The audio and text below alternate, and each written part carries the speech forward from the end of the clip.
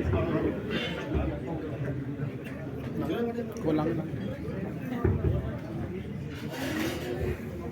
श्री अकाल जी, सबको नमस्कार। मैं खासकर राम सूरत जी का आभार व्यक्त करता हूँ कि उन्होंने हम लोग को इस कार्यक्रम में इनवाइट किया। और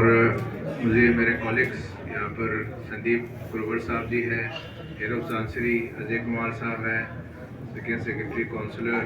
और बाकी हमारे वैसे काफ़ी लोग यहाँ पर हैं जो इस कार्यक्रम की बात आप सबकी जो सर्विसेज है, पासपोर्ट का हो या कोई मसला हो, वो आप इन सबसे संपर्क कर सकते हैं, वो मदद करेंगे आप लोगों का। और मैं आज की जो कार्यक्रम है, जो डॉक्टर बाबा साहब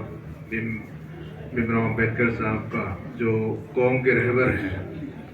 उनके जो महापरिनिर्वाण जो 6 दिसंबर को हम लोग हर साल मनाते हैं, उस के सिलसिले में अपना कुछ सोच रखना चाहूँगा। डॉक्टर अम्बेडकर जी, भीमराव अम्बेडकर जी हमारे देश की एक बड़ा रत्न थे जो सालों में या अरसों में एक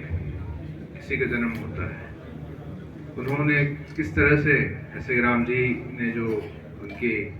जीवन चरित्र के बारे में बताया, कहाँ पैदा हुआ, किस स्थिति में, कितने उन्होंने स्ट्रगल किए, अपने संघर्ष किए अपने जीवन में, और कहाँ तक इन देश को लेके गया। और जब संविधान, जब हम लोग देश आज़ाद हो रहे थे और हो गए हैं, उसके बाद फिर संविधान बनाने का जो काम आया, तो ये काम बाबा साहेब अम्बेडकर जी को सौंपा गया। और उन्होंने जितने भी डिबेट्स हुए जो कॉन्स्टिट्यूंट असेंबली में, और सारे उठ के सारे, आप सब जानते ही हैं हिंदुस्तान में, भारत में कितने लोग अलग अलग धर्म के, अलग अलग भाषा के, अलग अलग सोच विचार के, खान पान, हर चीज़ देख करके कि किस तरह से एक समान या देश बनाया जाए, किस तरह से जो समाज में जो गलत चीज़ें हो रहे थे उसको कैसे ख़त्म किया जाए, उस पे उनका बड़ा कंट्रीब्यूशन रहा है।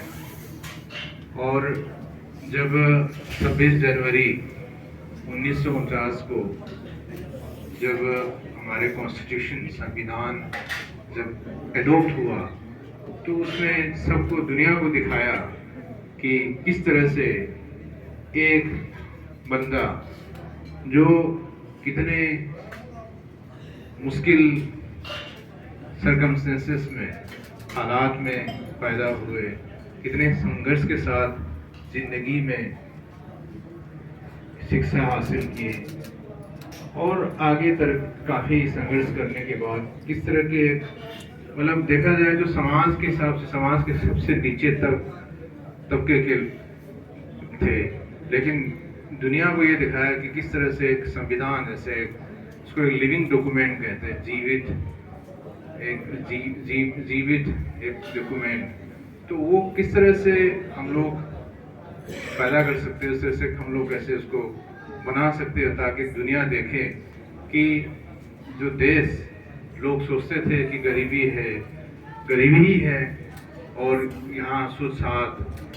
और लोगों के भीतर गरीब अमीर का फासला, ऊंच नीच का फासला किस तरह से ख़त्म कर सकते हैं, उसका एक माध्यम उन्होंने दुनिया को दिखाया। और उसके चल के हम सब जो है उसके प्रति हम लोग काम करते हैं। जैसे आप लोग यहाँ पर कितने साल, कई लोग तो कई साल से हैं, मैं समझता हूँ कि राम स्वरूप जी 40 साल के ऊपर से है, कई लोग और हैं जो 30 साल, 20 साल, 10 साल, 5 साल, 1-2 साल जो भी है, तो आप अपने इंडियन पासपोर्ट लेके आते हैं तो उसमें एक गर्व महसूस होना चाहिए, होता भी होंगे मैं समझता हूँ, और होना भी चाहिए।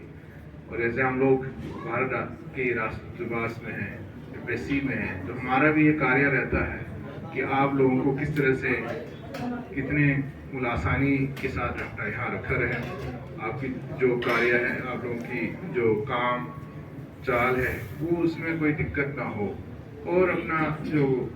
नौकरी है, अपने जो सामाजिक कार्य है वो अपना करते रहें, और देश के नाम रोशन करते रहें। मैं समझता हूँ कि आप लोग सब भारत की ब्रांड एम्बेसडर्स हैं। सब लोग आपको जब पूछते हैं कि आप कहाँ से, जब कहते हो कि हम भारत से हैं, इंडिया से, हिंदुस्तान से हैं, तो लोगों का एक इमेज बनता है, हाँ से इंडिया जो हिंदी जो है ऐसा ही हो। तो आप लोगों का चाल में, आप लोगों के काम में, आप लोगों के व्यवहार में अच्छाई जो है वो हम सबको दिखाना, बरकरार रखना है। क्योंकि आज तक मैं देखता हूँ जहाँ पर मैंने काम किया, मैं सऊदी में 8 साल काम किए, फिर जॉर्डन में 3 साल था, अमेरिका में हिंदुस्तान था, और कई जगह मैंने, कई देश, तकरीबन 30-35 देश मैंने आज तक ट्रैवल किया है। तो उसमें हिंदुस्तानियों का, भारतीयों का एक बड़ा अच्छा इमेज हर जगह कायम है। तो लेबनान में भी मैं समझता हूँ कि हिंदुस्तानियों का जो एक इमेज है बड़ा पॉजिटिव है, बड़ा अच्छा है। तो इसको बरकरार रखना है। और मैं जो अम्बेडकर साहब ने, जो भीमराव अम्बेडकर साहब ने जो हम लोगों को सिखाया, हम लोगों को जो बताया, उस रास्ते पे हम लोग